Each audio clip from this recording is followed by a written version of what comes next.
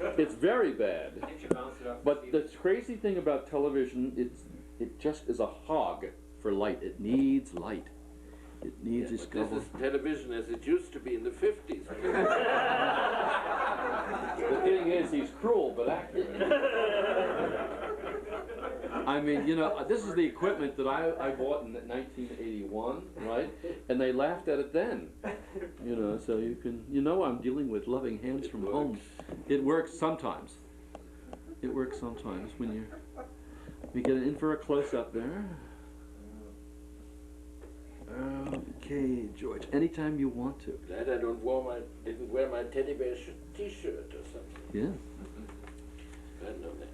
Now, as usual, David gave me a topic, and as I was about 2,000 miles away when he gave the topic, I wasn't familiar with it till tonight. So I can't really say I'm going to stick to it. It says here, we'll talk on Europe, true, specifically Amsterdam, no, unless you want some addresses or something. And 19th and early 20th century ancestors. Well, yes, in a way. Because I was under the impression when we talked about it a long time ago that I should talk about the importance of gay history, or why we should do it, or what the problems are in gay history in doing it, in finding our ancestors, as it were. And of course the main problem is very simple. There are no ancestors in the usual term. In other words, we're not an ethnic group. We don't have common ancestors, you know, dancing in the Teutonic forests or wherever they might be. Yes? That just doesn't exist. It's not that kind of a thing. And the very fact that we don't have a common history, I think, is one of the main reasons, important reasons, which makes it very difficult for us to have a common identity. For it's very doubtful, at least to me, whether sexual action is enough for a common identity. There usually has to be something more cohesive. Now, obviously, we don't have a common history, so more and more is being investigated now. We now know about gays in the 18th century, the 16th, 17th century we've always known quite a bit about, but about gays in the 18th century, in the 19th century, much, much more than we ever knew before. But again, there's a problem with that. What is being discovered is gay life, how gay life was lived. Of course, in the shadows, yes, hidden very largely. And what we know also is how gay life was being constructed. That is to say, we know now that doctors and medicine had a very important part in the 19th century in determining what homosexuality was, how homosexuality was in fact constructed. All that we know, but there is again something wrong with this from the point of view of identity. First of all, what is being discovered about gay life in the earlier period is not really what you would call positive. I mean, you can't really do much with molly houses, as houses of prostitution in the 18th century, and your own gay identity, right?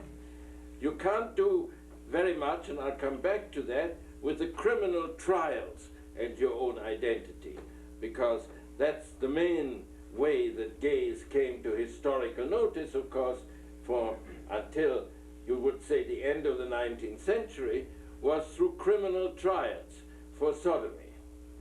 And again, that's problematical for identity, because the records which we have don't really tell us what the gays said. They tell us what the law was, how they were convicted, how they were caught. We know a great deal about their sexual life, how they cruised, where they cruised, all of this, especially in Amsterdam. There's been a lot of work on gay life in early modern and modern Amsterdam, there was just a big exhibition on that. But again, it's all not really what you would call a kind of positive identity. It's the cruising places, it's the bars of Amsterdam, which existed since the middle of the 19th century. It's the criminal trials, yes, all of this sort of thing, which doesn't really make a cohesive identity. We can discuss it, but I want to raise it anyway. I think it's very problematic. Gays really don't have a common history which, unlike, let's say, the common history of gypsies or Jews or anybody else of ethnic identity, yes, gives you a kind of common feeling of cohesion. But that's not all there's to it, because there's another avenue of research which promises, I think, much more. And that is the new research that is being done now on the history of friendship. Now, it may seem very odd to you that friendship has a history. Everything has a history. But friendship also changes over the years. And the history of friendship, which has been researched, is what one might call homosociality. Yes. How did men relate among themselves? How did they relate among themselves? Now, obviously, the research here has shown that there were always male friendships, but what is especially interest to us, I think, are group friendships, male group coteries, if you like. And those start really, properly speaking, without class difference, aristocracy, or anything like that, in the 18th century. And what they are highly sentimental, friendship, how shall I say, friendships which were sealed, you know, by mingling your blood. I don't know if you ever did that as boys. I mean, in Germany we did that still in my days. We commingled our blood with friends. Well, that comes from the 18th century.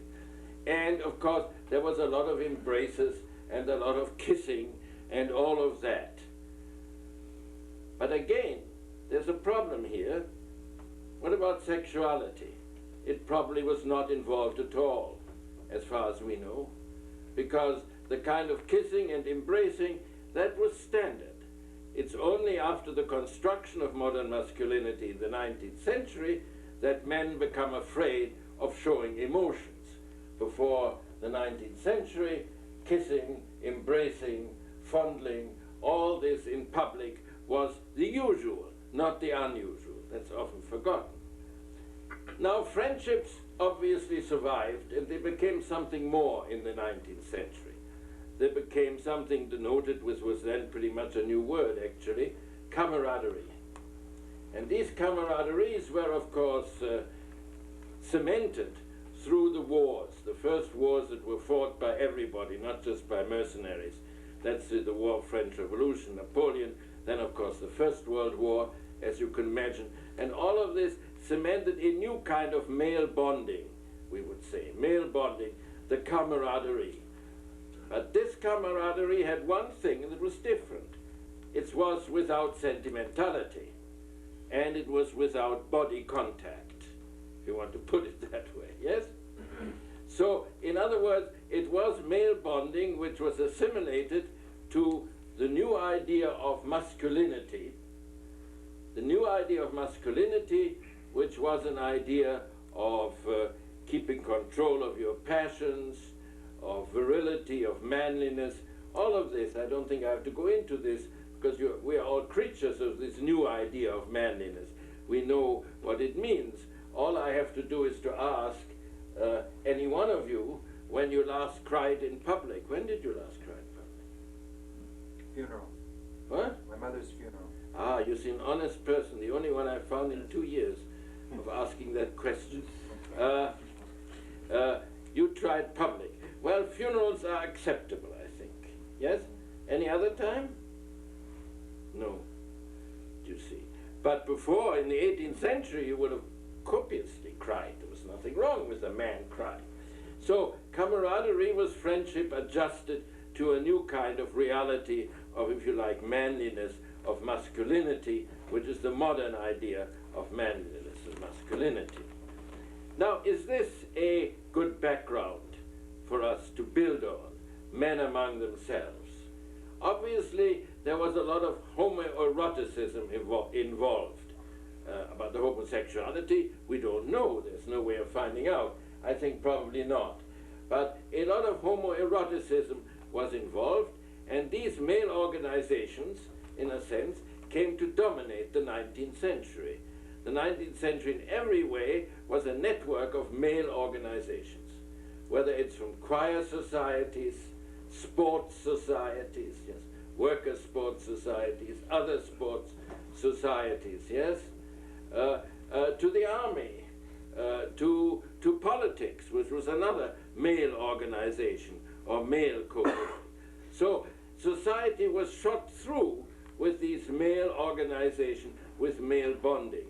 But the most important male bonding, I think, for our purposes, is the camaraderie.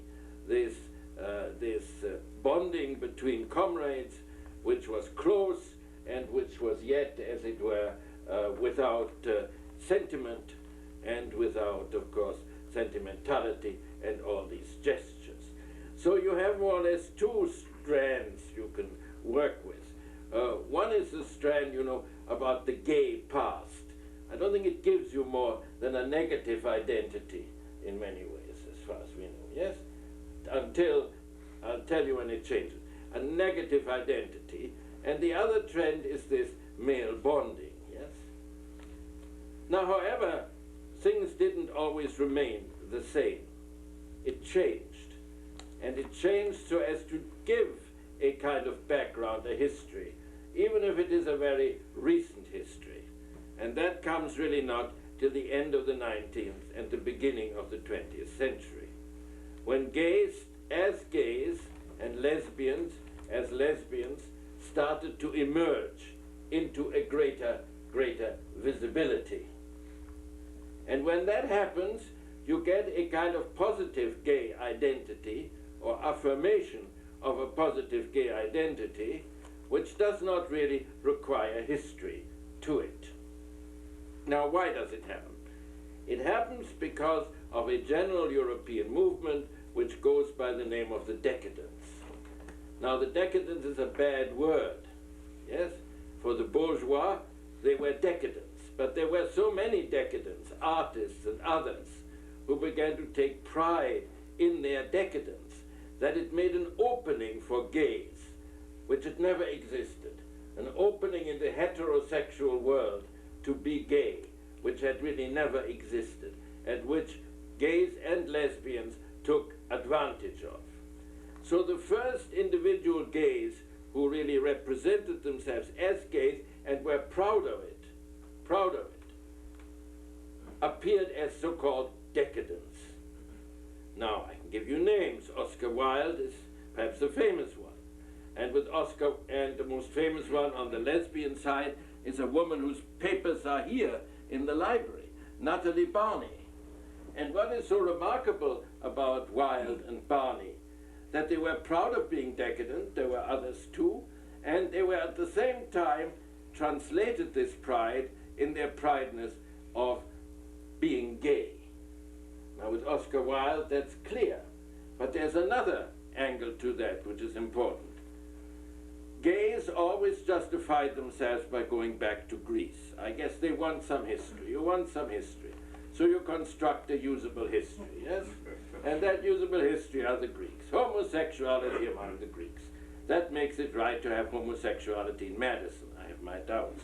But anyway, that was the kind of idea really behind it, if I can put it that way. And that idea was finally broken by Oscar Wilde and by Natalie Barney. Because Oscar Wilde said, the Greeks are far away, I am what I am because I want to change the bourgeois world. I differ from the bourgeois world, I'm proud to differ from the bourgeois world, and I want to change it. And Natalie Barney, who was even more outspoken, in a sense more important than Oscar Wilde, though she's largely forgotten today, Natalie Barney said something very similar. She said, I am proud of my difference. That's very PC almost, you would say. I'm proud of my difference. she said, in the 1890s, yes? And there were more and more gays and lesbians who emerged in daylight and who affirmed their gayness and their lesbianism. And that climaxed, of course, and I'm bad at dates, in 1908 in the founding of the first gay rights organization by Magnus Hirschfeld in Berlin. But there'd been a lot of preparation before that ever happened. At the same time, you have gayness, of course, becoming more acceptable. In the 1908 and 9, there are big gay balls, yes, dances, big gay dances in Berlin and in Paris, yes, which were sort of tourist attractions, if you wanted. And they were connected, of course, to Mardi Gras, because Mardi Gras is a time when you can do anything you like.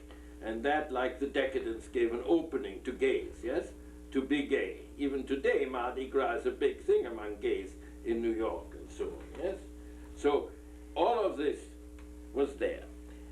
But once I have said this, it is true, you now have a beginning of a more positive attitude, of a more positive history, scattered though it is. And with all of this, one major question arises.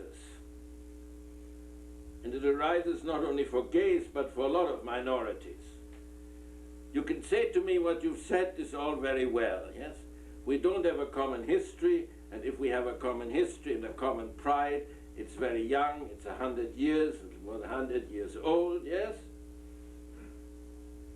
We're not held together by any ties of blood or by any ties, you know, a common territory, we don't have that either. So aren't we held together by persecution? And this is a very, very important problem for any minority.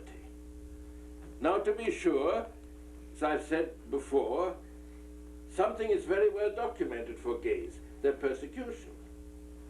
They only came to light in criminal records, so their persecution is very well documented. And so is, by the way, their constructions. The persona, the stereotype of gay was constructed in direct antithesis to the new stereotype of manliness.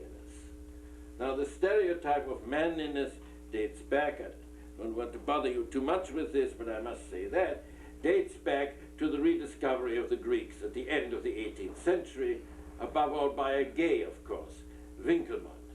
And the stereotype of the all-American boy was founded by a gay, who else? By a Winckelmann. So Winckelmann popularized the classics and popularized above all these statues of Greek youths. And they caught on, for a reason, if you want me to explain it, I'll be glad to, but not now, at this moment. They caught on, yes, and it became the stereotype of manliness. It was a combination of harmonious bodily proportions together with virility, but a restrained virility. Winckelmann's great phrase was a quiet strength.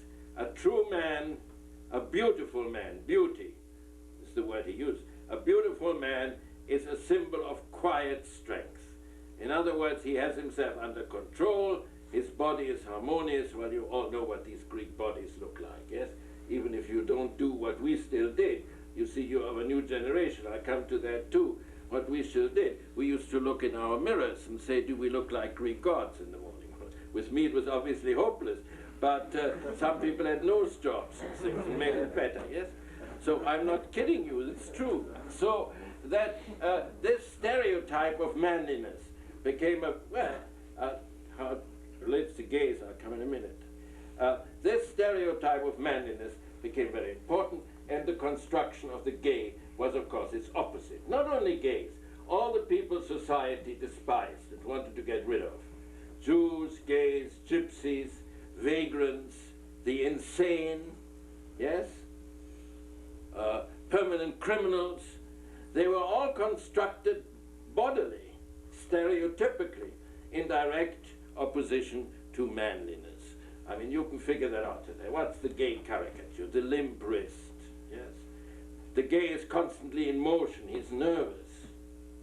You know that nervousness is the chief anti-bourgeois disease because it leads to chaos. It's not easily controlled.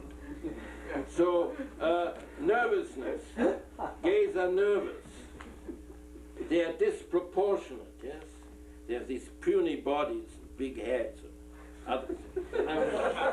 Anyway, whatever they have, it must be clear that gays were constructed, and so were Jews. By the way, all the people the society wants to get rid of, Jews, vagrants, gays, insane, they all have the same bodies.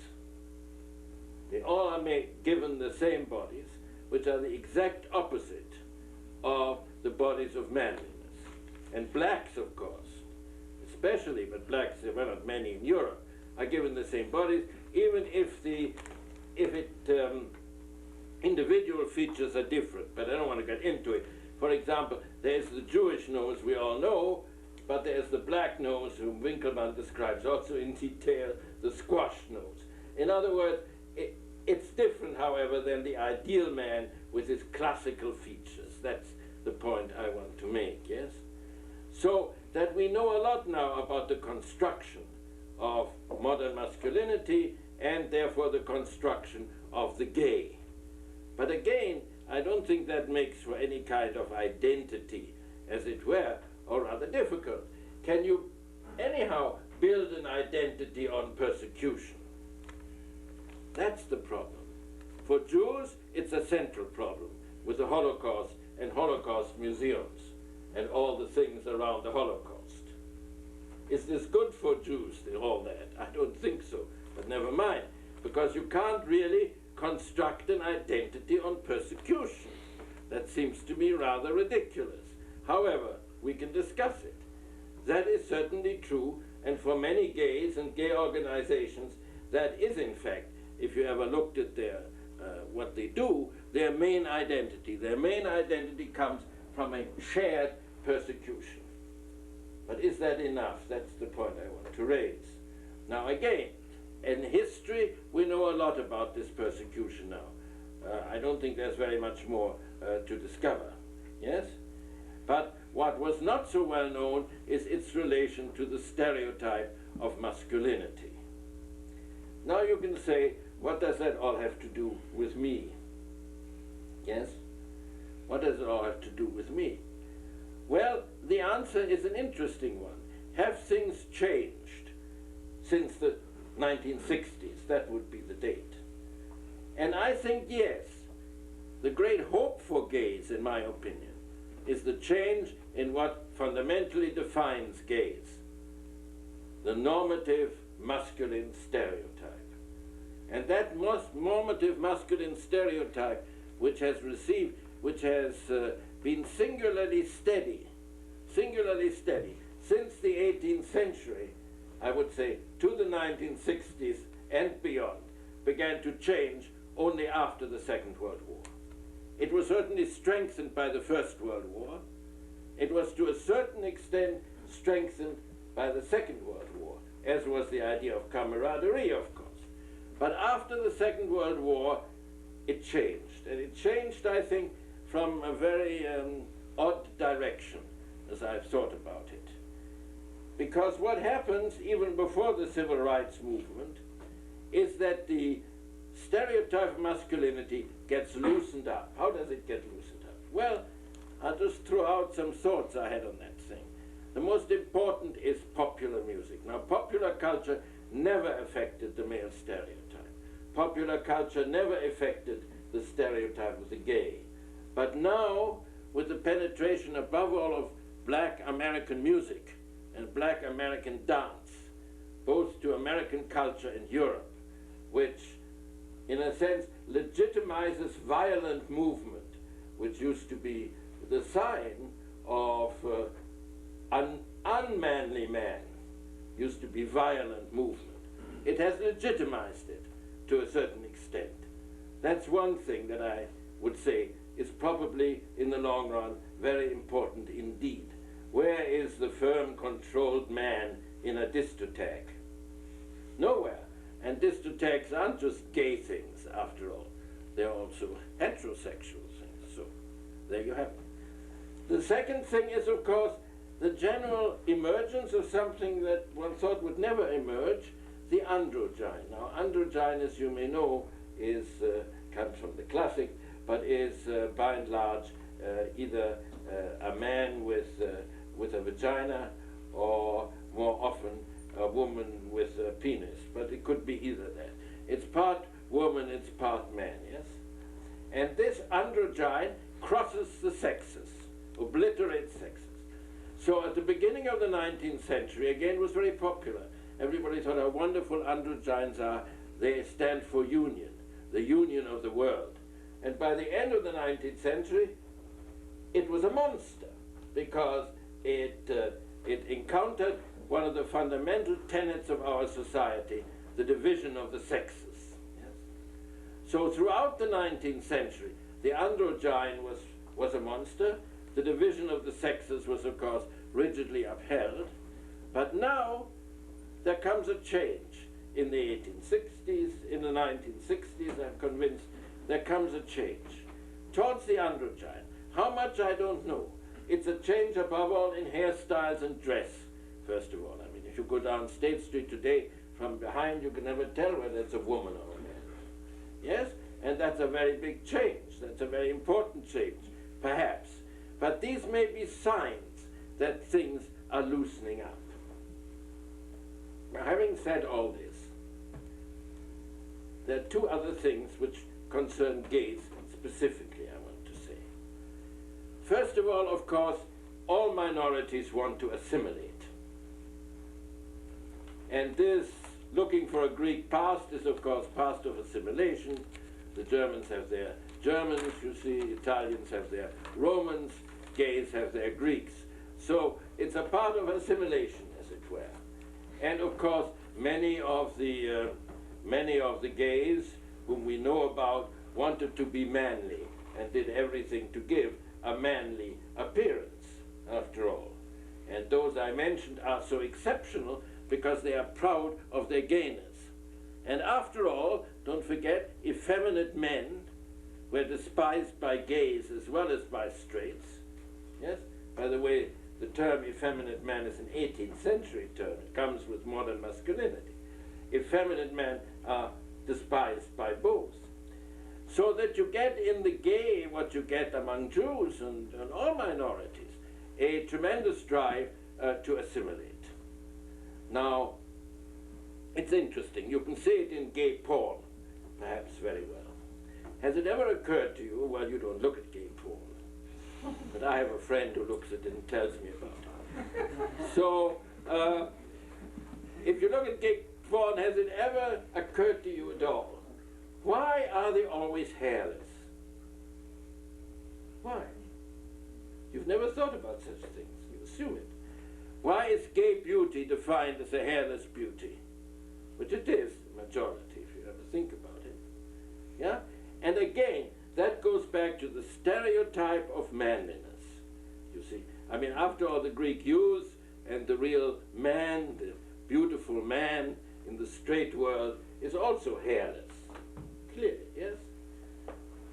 In fact, it's this way, and I've experimented with it, I've researched it. You can interchange gay and heterosexual magazines, and the pictures of men are the same. Does that ever occur to you? Mm-hmm. Yeah? You can make it, go somewhere and just look. They are actually the same. So what does that mean? Of course, on gays, on the part of gays, it means what isn't astonishing, and I'm not condemning it, it's only natural. A trend towards assimilation. That trend of assimilation is clear, of course, probably to a great extent in the leather scene. You can document it in a lot of ways, that gays took over this idea of being a man. But taking over this idea of being a man, it's itself, in a sense, a sign, in my opinion, of insecurity. Of insecurity.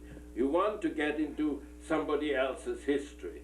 You want to get a past, you want to get a belonging, as it were. And that is the only belonging available to you. That's really the basic problem. and the basic problem is exemplified through the manliness of the gays. Yeah? I mean, you can do the same with Jews and with all of them. Yes? Everybody wants to assimilate. In fact, there's a nice French saying, to be more royal than the king. Yeah? And if you go to a leather bar, you will find men who are more royal than the king in that sense. Yes? Whatever else may be involved, that's another matter. So that what you have here in the gay world is, if you like, a fourth avenue, the avenue of assimilation. And I think that would be all right if it worked, but it doesn't. Because, in a sense, heterosexual society, as far as I can see, our society, forget the heterosexual, modern society has to have countertypes. A real type cannot exist in our society without a countertype. You cannot exist without enemies. Look what bind we're in because Russia is gone, yes? And we are resurrecting North Korea at the moment. It's not very good, I think. But still, what you have to have an enemy of some kind, no? You have to have an enemy of some kind. And you have to have a countertype of some kind. Something, by the way, which the dictatorial regimes, the fascist regimes, and the Bolshevik regimes realized very well. In fact, they had a term called the countertype. The countertype to the real worker, the countertype to the real German, and you could imagine what these countertypes were. I told you more or less what these countertypes were. So that as long as society has need for a countertype to confirm its own view of itself, what confirms better your view of your own beauty than seeing somebody you regard as ugly? So you have confirm it to yourself. As long as this happens, I think the chance for a complete gay assimilation are not very great. Yeah? In other words, there are effeminate gays, just as there are Orthodox Jews who look different. And as long as that is true, they will be translated to all gays. Yes? As you can see in the debate on the military, I mean, you followed the debate on American gays in the military. You saw all the same, everything I've said can be illustrated by that debate. Everything, everything. A minority, a countertype. What does a countertype do? What do men do?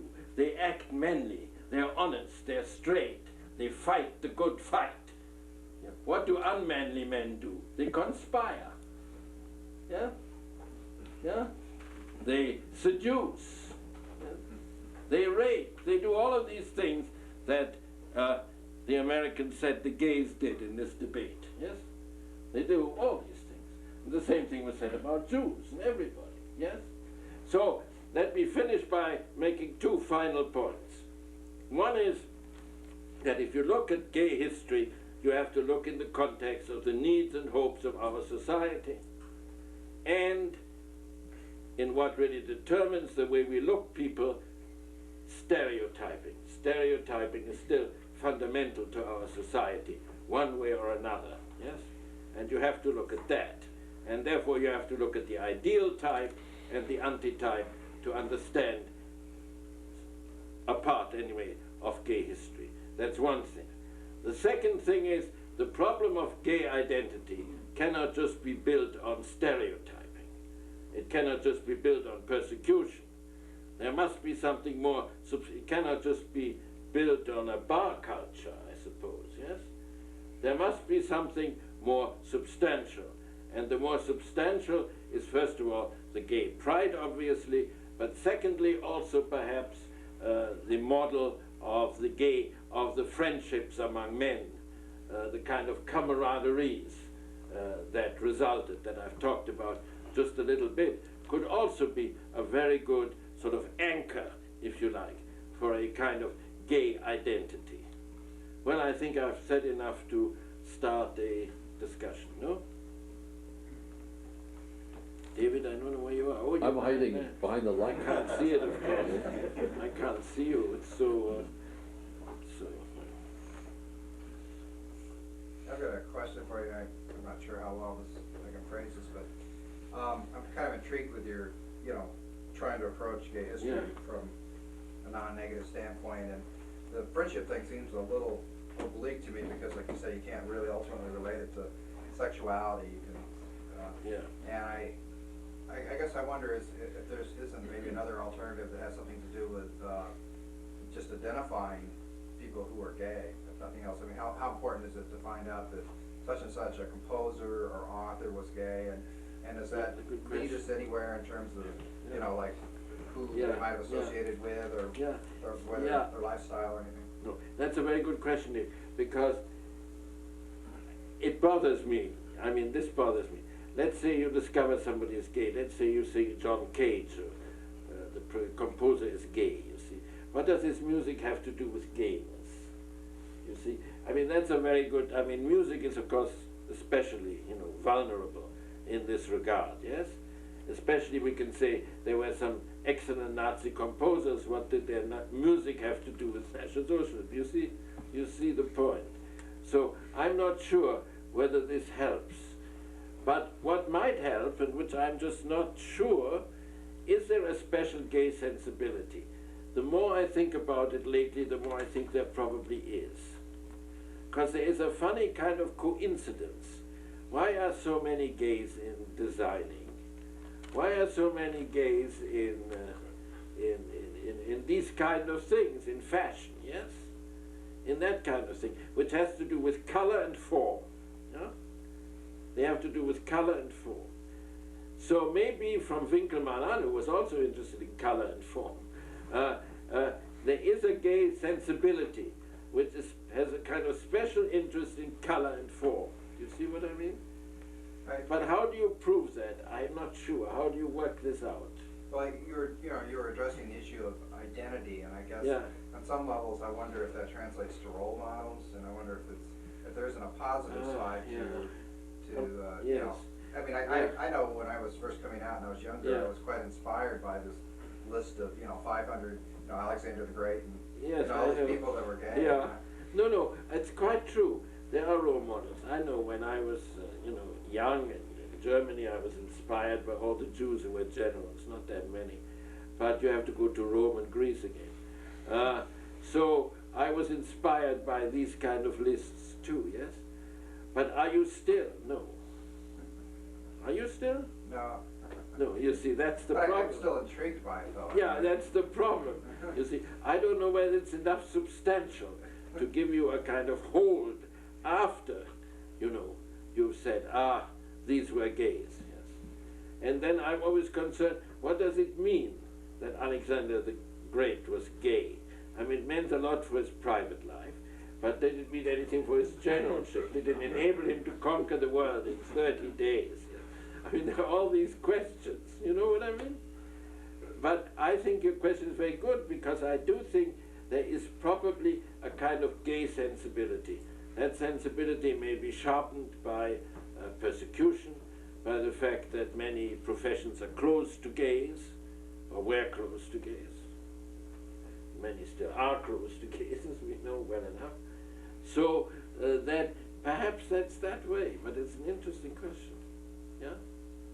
I don't know. The matter of role model bothers me because it's so American.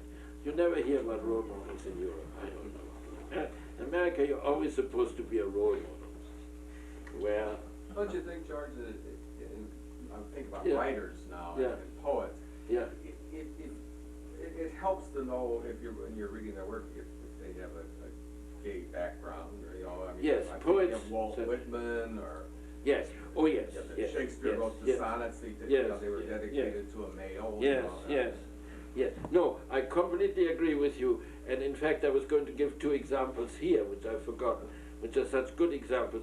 The 2 most famous English poets, I guess, of century in some ways, at least political poets, are Sassoon, Siegfried Sassoon, and Owen, the 2 great anti-war poets. And these great anti-war poets, who wrote against the First World War in bitter terms, yeah? On the other hand, loved the fighting. Loved the fighting. Why did they love the fighting? Yes? As they said, because it proves that a poet can also be a man. But as they were both gay, I think it also proved a homosexual can also be a man. That's a very good very good example. What Very about good What example. about Garcia Lorca? You know, Yes. Yeah. I mean, he wasn't, I don't know that much about him, but I guess Yeah. he wasn't like a, you know, into masculinity at all or anything, wasn't he very No. feminine? I don't know whether he was a feminist or not. That I don't know.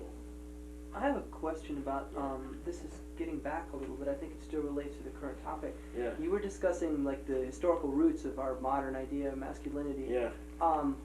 I'm interested in like how that notion, you talked a little bit about like the people who Yeah. were constructing that idea, Yeah, yeah. how it was transmitted, how it became so popularized, especially in regard to, you know, Yeah. like this current discussion of people who existed in the time that it was first being popularized. Yeah. And I think that is important in terms of like Yeah. how the like current sort of, I don't know what Yeah. you would call it, like degeneration of like that classical, you know, modern Yes, masculinity right, has been yeah. occurring, and then it, like in terms of that, like what that can mean in terms of positive identity and pride. Well, I think your last question is easy. It makes it easier for gays when the more you erode that picture of masculinity. Now, why it was so, that's a very important question, very difficult to answer. Why it caught so on? Because it caught on almost immediately. And there's hardly one important writer in Europe who didn't write on Winkelmann, French and German. It's a good list, the list is long. I think myself, it is because it corresponded to a deep need of industrializing society. It hit the spot. Because what do you have here? You have both order and progress. And what does society want more Isn't than it order just- and progress? To some extent, also a direct contrast with the kind of figure Yeah. classically played by the aristocrat. Yes, And the that's new right. bourgeois That's right. Yeah. values Yes. elements that are Yeah. tied back. Totally So it's correct. Yeah. both industrial and anti-aristocratic. Yes, you're right. It was anti-aristocratic, and it hit the industrial society just right. It was an excellent symbol for industrial society. And I think then it becomes connected to all sorts of things. It becomes connected, there's now a very good new work on cleanliness. The idea of cleanliness becoming, as it were, a paradigm, yes? Yeah? And all of this has also to do perhaps with the hairlessness of these bodies. But cleanliness appearance, you see? I mean, after all, what sort of son does every American mother want? Do you think still today? Clean cut, clean, hairless. I don't know about that. I don't know about that. That's doubtful. But anyway, I in my day, at any rate in America, let us say, that was certainly the ideal. And in my day, I can only say, both at the previous state university I taught and at Wisconsin, you were only admitted to fraternities if you looked like a man. In other words, Jewish fraternities only admitted to you if you looked non-Jewish. Yes? And the others fought if you looked like a man. You know. So it's very much alive, I'm afraid. But I think it's becoming eroded. I mean, I don't know, I'm not an expert, I never go to discos. Yeah? You know more about the erosion than I do, all of you here. One of the points you were making about friendship and comrades, Yeah. it seems to me if you take the mid-19th century, early 20th century view of the ideal male-female relationship in marriage, it is Yes, not yes. friendship. Yes. But by the mid-20th century, Oh, yes. the ideal relationship in marriage is now a kind of friendship. Yes. Yes. And that bears an interesting relationship to the notion of the comrade, because in the late 19th century, people talking about erotic relations between men and women are also Yeah. talking about the comrade model as a model. Yes.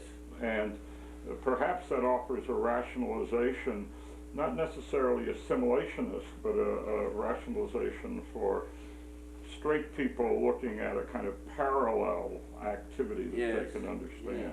Of course, throughout, as you're aware, the matter of comradeship was always disputed because it could always slide off into homosexuality. And that became a very, very serious problem, let's say, for the fascists generally. for the Nazis, because the Nazi symbol, the chief Nazi symbol, was the nude male. The nude male was everywhere in Germany. Statues, posters, anything you like, yes, during the National Socialist regime. And then you had these association of males, and finally they passed a law that any man who touches another man even should be shot, should be killed. In reality, they did nothing. That was very often the case with them. They did absolutely nothing. But there was always that terrible fear, also in the First World War and in the Second World War, if you've read Alan Berubis' book, yes, on Coming Out Under Fire, there was always this fear of male association to what it might lead. That was always the case. George, I was wondering, just like a lot about politics, that things run in cycles where you get a progressive cycle, then you get a setback by a conservative cycle. Do you see that a lot in terms of gay history, in terms of some acceptance and a step back and then further acceptance, or do you see it just in a straightforward? It's funny you should mention it, because in 1918 I gave a talk on that in the International Gay and Lesbian Conference in Amsterdam, that's coming, Amsterdam, and I made exactly that point, yes, and I was ferociously attacked. No, things are rosy, things are going up. But I wouldn't say it's a law of nature, that it certainly isn't, yes? But it's awfully difficult to crack, if you like, the heterosexual world. I mean, any society, to change society, which is what you have to do, yes? Freedom of this sort existed only once in modern history, and that hasn't been investigated enough. That is in Bolshevik Russia right after the revolution till 1928. In those 10 years, yeah, roughly, against Lenin's wish, Lenin was a petit bourgeois and all these things, against Lenin's wish, marriage was abolished, homosexuality was tolerated, all laws concerning homosexuality was abolished, yes? There was an attempt to change the whole sexual established mores of the West, of Europe. But of course we know it failed. Stalin won, and then the Soviet Union became more bourgeois than the bourgeois, yes? Which happened. But there were these 10 years, which were years of hope. Yeah? The only ones in modern history. No, I wouldn't say it's an automatic thing, but it certainly has happened that way, yes. Because how much can society tolerate? I mean, you think immediately you will tolerate gays, yes, but you forget there are centuries of opposition. For me, though, it's been more and more acceptance, but in my lifetime, let's say I'm a quarter of a century old now, did I get that right? A quarter of a century old now. Yes. Is it going to be changing back and then forward No. and back? Or I don't know. I'm not a good prophet. Listen, I lost a lot of money on Senator Goldwater running for president because I thought America was ripe for fascism. That's why that's how good a prophet I am. So you'd better not listen to me on these matters. Yes? But I think yes. I don't think it will go back. It's totally different. Now look, as late as 1959, the University of Wisconsin, the great liberal institution, had a gay witch hunt where several people resigned quietly. Yes? If one had come out publicly, let's see, if I had come out publicly as gay before the 1980s, I might have been survived because I was a very good lecturer and nobody else could do that so well. But it would be a truly pragmatic survival and a very thin one. I don't think I would have survived very long, or, if there was a way I wouldn't have survived. No, there's no question. But then teaching is a specially sensitive profession, you see? Because after all, you could seduce your students, yes? Yeah, unfortunately, I never did, but you could do that, you see. That was again this conspiracy idea, yes? That's what you were about. If you were gay, you would immediately seduce. Yeah. What about the discussion about genetics?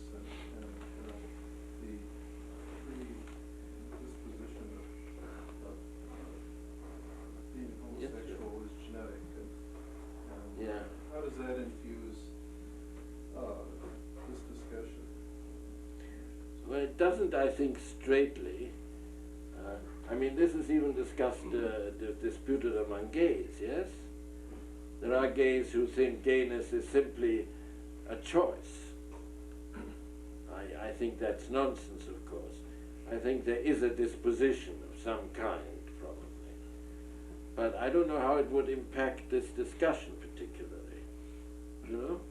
Because that's what's assumed anyway by the world, that there is a disposition to be gay, yeah? You know?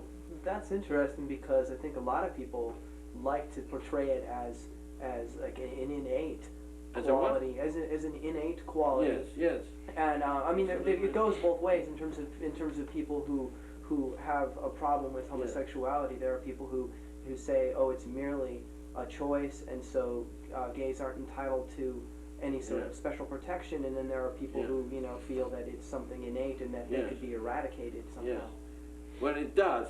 It makes it easier, in a sense, to get your rights if it's innate. You're in the same category as the disabled. Yes. And that makes it easier. Yeah. Yes. I should think that's one approach. Yes. If it's a choice, the anti-gay people believe it's a choice, because that makes it very easy to prosecute gays. Yes. But two things.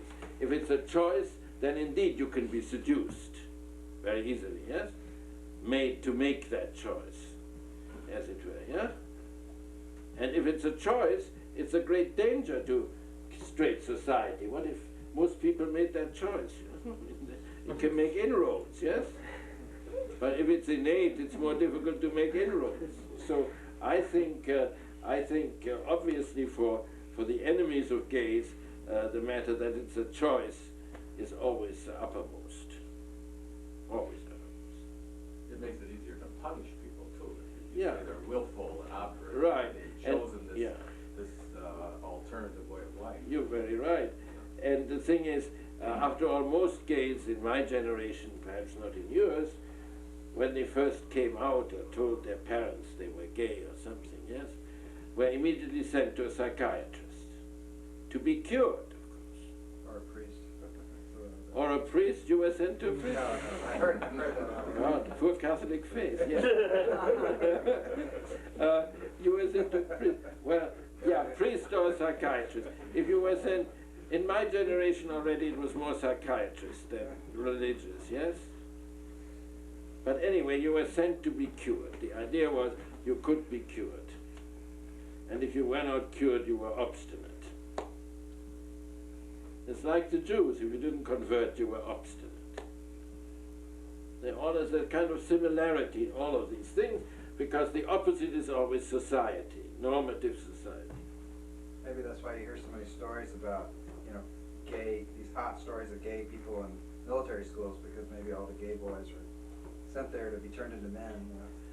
Well, now you have reached something else that I thought I might talk about tonight, but I didn't. Namely, the affinity between gays and fascism, which existed. And that's a very interesting topic. In fact, I brought something here because in Berlin the gays had a meeting, about the gays, the Schwule, the gays, and the symbols of the Nazis. Why are gays so attracted to Nazi symbols? Yes? These men, Tom of Finland, that sort of stuff, in fact, yes? And why, and he has here all sorts of examples which I won't bother you with, yes? But it's still true that, for example, the intellectual the intellectual French fascists, very famous in France, won't mean much to you, Brassailles and others, they were writers, were homosexual coterie. Yeah? You can't get around that very well, yeah? And there were others who were attracted. I mean, quite famous French writers. I happen to know best France because I did some research on this at one point, yes? Cocteau, for example, very famous, was attracted to Nazis, was a collaborator, yes? Because he thought these handsome soldiers, and so on. That's a very interesting problem, yes? But that has to do, again, with assimilation. It also has to do with sexual attraction. Maybe these people were really attracted sexually to these German soldiers. Yeah? Well, you were also talking about the Nazi art and the Yeah. new mail and all that. And Yeah. I've always heard these stories about all the Nazi art that got locked up and put away, and I've often wondered if it isn't in fact just thousands of pictures, beautiful pictures of naked men, and that the reason they're keeping it back doesn't have anything to do with the fact that it's Nazi art, but I because wouldn't of be the surprised. homophobia. I wouldn't be surprised that in the early part of the Bundesrepublik, so Catholic and black, it certainly would be a factor, perhaps, yes. Wasn't the main factor, because there are still nude statues around from that period, yes? But George, wasn't Nazi culture essentially a monogone culture, a male camaraderie culture? Yes, but the great symbol was the nude male. The great symbol was the nude male, because he symbolized society and as they wanted it. And Hitler always talked about, I mean, after it was a male affair, you know. I mean, there was no gender bending among the Nazis. So what you had therefore is Hitler always talked about the lies and subtle bodies of youth and so on and so on. I'm not saying he was attracted to them, he wasn't probably. But it was a kind of symbolic thing, beauty. Now, one important background that I left out, and there are many things, is that all this would not have been possible if, as you said, it wasn't a change from aristocratic to middle-class society, but that change meant something else. It meant that for the middle class, from the beginning of the 19th century on, beauty was truth. As religion declined, the more and more beauty and beautiful things became, in a way, a substitute. And that's why you see all these interior decoration the way it was in the early 19th century, yes? That's why many of your parents probably collect them, do you? Nippers, we call them, these little things. You don't collect them here. There are just 3 things on the mantelpiece, and they're not right, yes? For my purposes. But you know what I mean, the little things that you have under glass, yes? So there was a great sort of idea of beauty among the European middle class, which fitted in with this very well. After all, museums were founded in the 19th century, art museums around the 19th century, to look at beautiful things. George, I want to Yeah. ask you a question. You may remember I asked you a similar question in October when you gave your talk here about the antecedents of this idea of representation of antitypes of the gay as looking as being different. Just rethinking that, whether that wasn't based on, and I know there were a lot of differences in the 19th century in terms of propagating this idea, the means of propagation, but if you look back at the Roman times, and the very same ideal of manliness was present. And you have it in the art. You have man is strong, very balanced, very dignified, and you also have, at least in literature, you have the representation of the queer, of the Canaidus, the moles, who is feminine, wiggles their hips, looks different, has these feminine characteristics, that the anti-type. It seems like that, to me, that's an antecedent. There is a continuity here, no doubt, but I mean, I don't know how strong the continuity is, probably stronger in other times than other. But what comes out now is something that is, how should I say, more focused, more definite, doesn't allow any choices, doesn't allow really any middle thing. There is no such thing as a somewhat effeminate man. Most men are either effeminate or they're not. Yeah? Do you see what I mean? Things in the 19th, 20th century in modern society become more focused, for racism, for anything. I think that's one important difference. You see, there isn't much choice, really.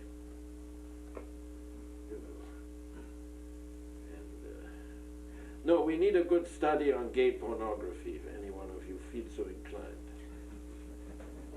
I mean a scholarly study.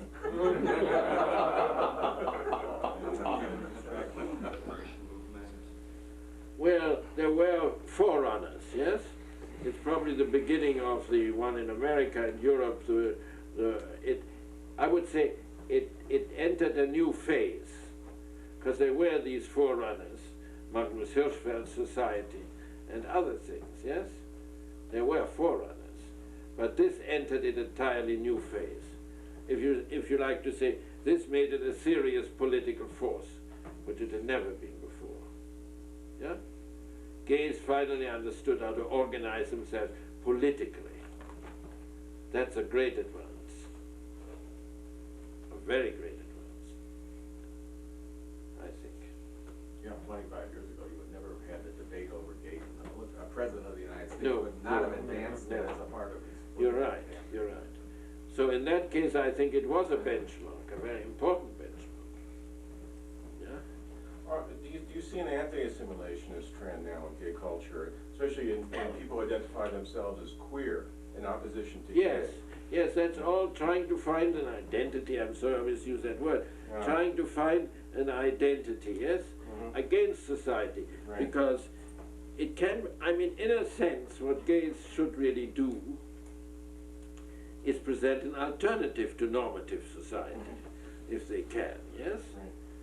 And I think these things I would regard as rather positive. I mean, I don't agree with them. I mean, you know, I don't like them, you know, viscerally. But I think it'd be good to have an alternative, to present an alternative, yes? Because at the moment, gays don't really present. You said about gay lifestyle, but what is the gay lifestyle? Does it consist simply of going to bars? Does it consist of a certain disco? Or does it consist, which I would say would be quite positive, in a certain refinement, in a certain sensibility, not refinement, in a certain sensibility, yes? But when people say, I'm living a gay lifestyle, what does it mean? Does it mean you stay out all night and you don't go to bed till morning? Yes, that's what somebody, a friend of mine in Amsterdam just said to me. I live a gay lifestyle, you do not. I said, first of all, in Madison, living a gay lifestyle wouldn't be, you know, the easiest thing in the world. And the second one, what do you mean a gay lifestyle? I mean, and then he admitted it meant that he went to a very famous Amsterdam bar, you know, and that would just open till midnight. In other words, is it enough to turn night into day for a gay lifestyle? Is certain sexual practices enough to make a lifestyle? I mean, that's the bottom line is, does a sexual practice make a lifestyle? Lead to a lifestyle? I don't know, it's never been investigated. I'm just throwing it out. I have my doubts, but I can be simply overruled. There's nothing there, you know. Does it really matter for a lifestyle? Does it matter for a lifestyle? I would say it might, because it does matter for your lifestyle if you have a satisfactory or unsatisfactory sexual life. Yes? But just how much and to what degree is really a problem. I think on some level we're sort of forced into this identity that we didn't ask for, and we're forced into identifying ourselves sexually because there's no other identity in the culture. Yeah. And it's sort of like what someone was talking about special rights before. We're pushed into this idea of defending special rights when really the oppressors are asking for a special prejudice. Right, I agree with that. And there is more, and I think there is a gay sensibility. That would be very good. And I think as well as a gay sensibility, there's the aspect of that I have other sensibilities in my personality as well. Yeah.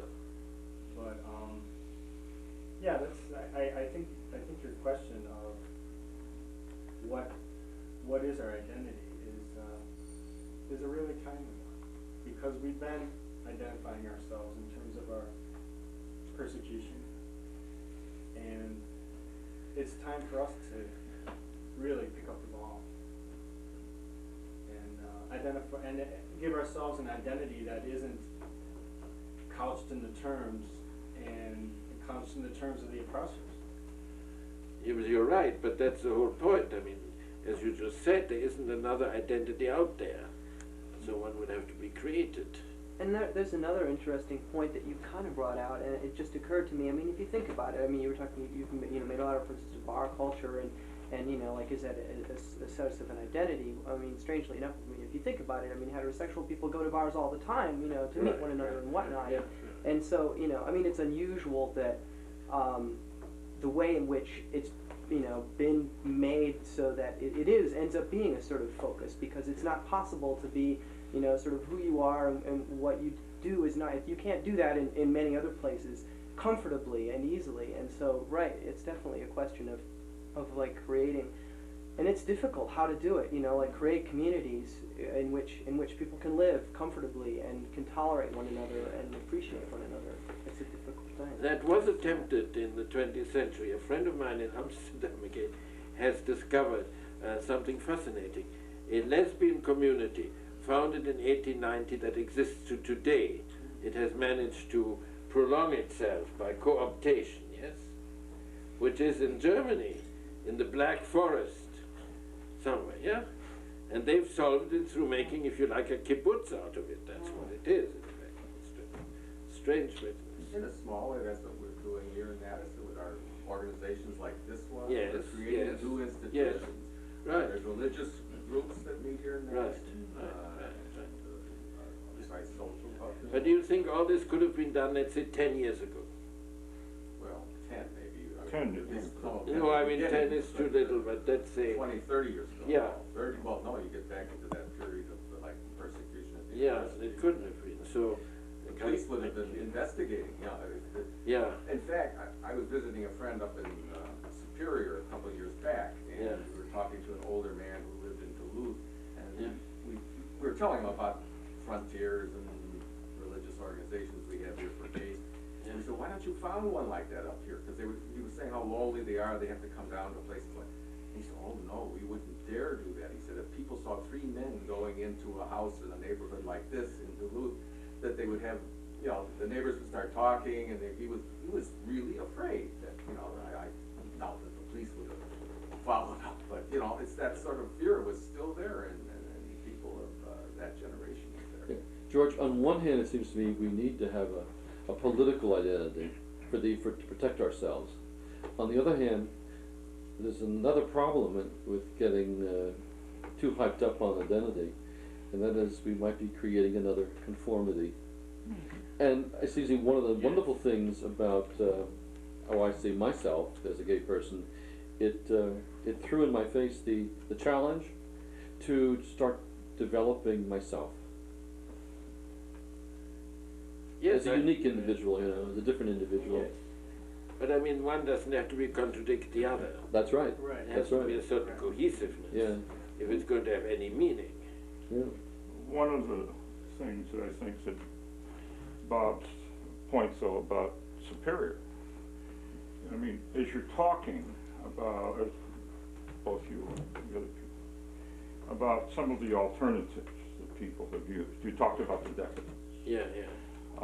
But you could also talk about a different group that was Bohemians, Yes. who turned the society upside down. The Yeah. decadents tended to move to rarefied refinement. Yeah. In a sense, they're kind of what Americans would call intelligentsia, not Europeans.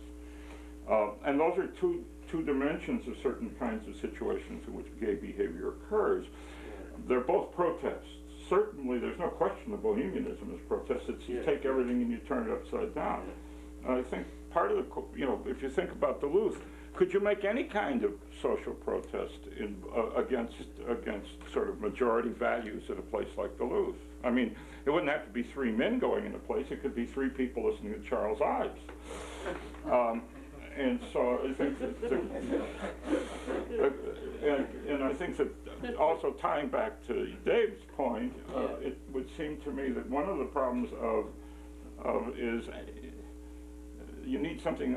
You can't have an identity which also links itself to a determinative set of values, because that's strongly determinative. That becomes a very. I mean, we can't all sit around and drink scented tea out of eggshell teacups necessarily, nor can we all run around painting our houses in fauve colors. I mean, there are other things that identity is supposed to do for us. Well, that's true. But there has to be, I think, some sort of cohesive force to give people a sense of belonging, to give people a sense of I don't know, of you know, of having support. Mm. You know, George, where do we search for our history?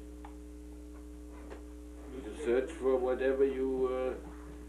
I mean, whatever you want to search. I mean, what do you mean?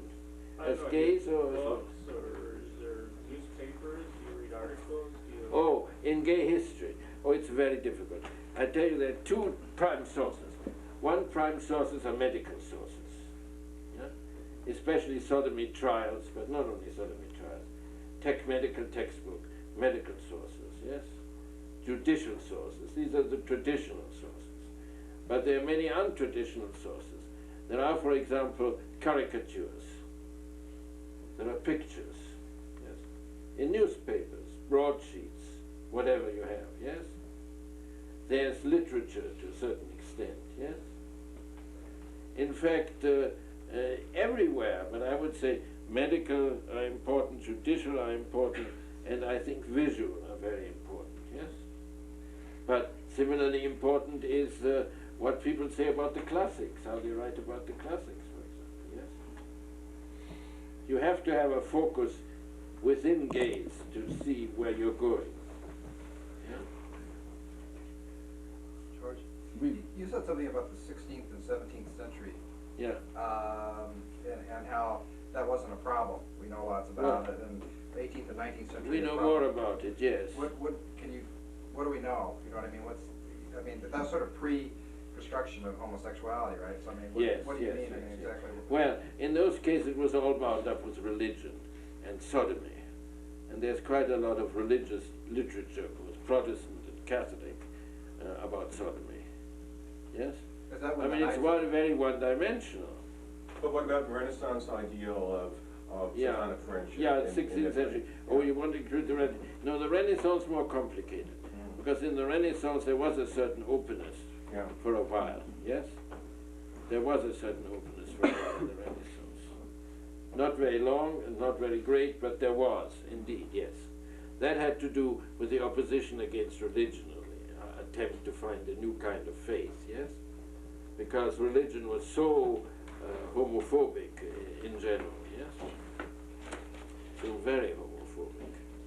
Well, I'm sure a lot of you would like to ask George some questions individually, so why don't we bring this part of the program, okay, to an end?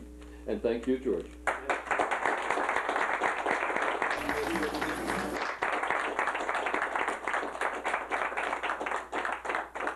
Okay. Ah, thank God. Sorry about that. My martyrdom is over. Via Dolorosa. Sort of, anyway. Yeah. Blinded by the light. Yeah.